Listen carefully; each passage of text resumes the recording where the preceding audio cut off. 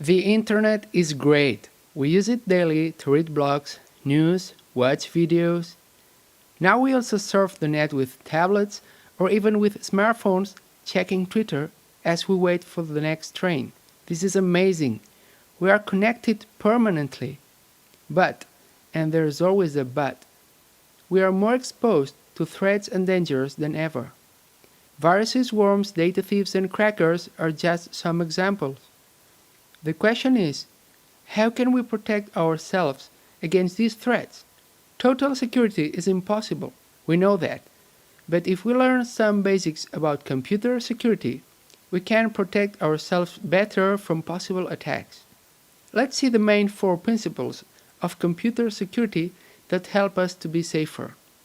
First principle, protect information integrity. Before explaining this concept, let's see a story about George and Joanne. Joanne is checking her email since she is expecting a message from George, her boyfriend. When she opens it up, she finds something she really didn't expect. Why on earth did she receive such a message? Let's see what really happened. George is totally in love with Joanne. Suddenly, he's inspired to write her a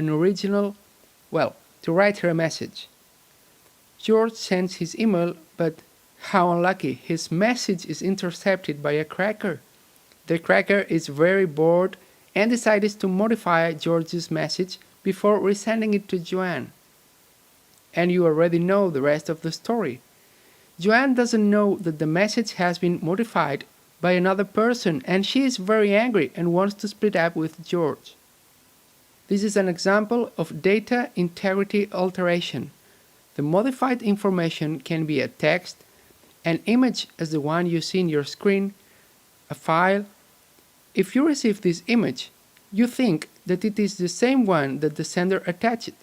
But it could happen that the sender attached this image, but you received this one. You'll probably think that this is the original image that was sent to you.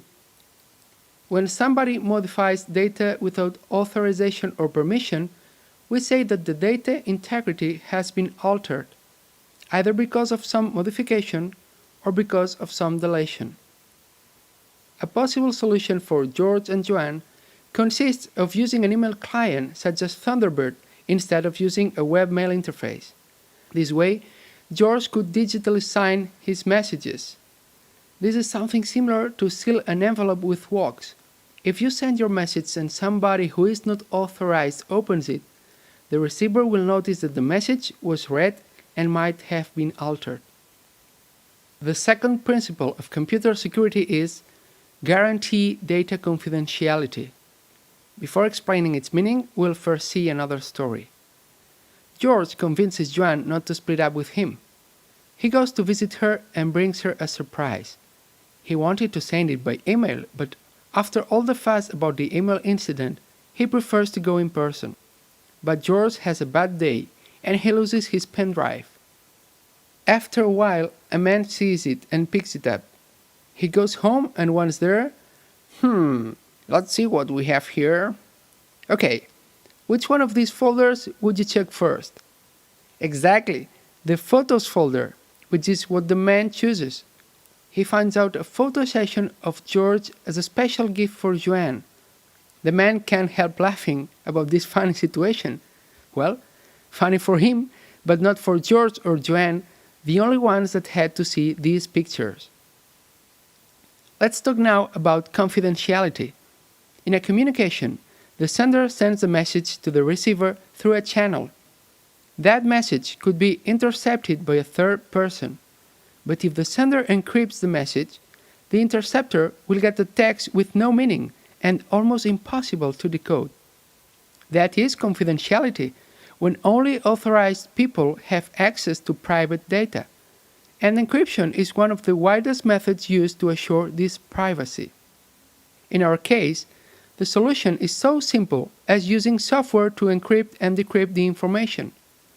TrueCrypt is a free open-source disk encryption software for Windows, Mac, and Linux that allows easily to protect your data. The third principle of computer security is assure resources availability. And these resources can be hardware, such as hard disk, or software, such as files, folders, or applications.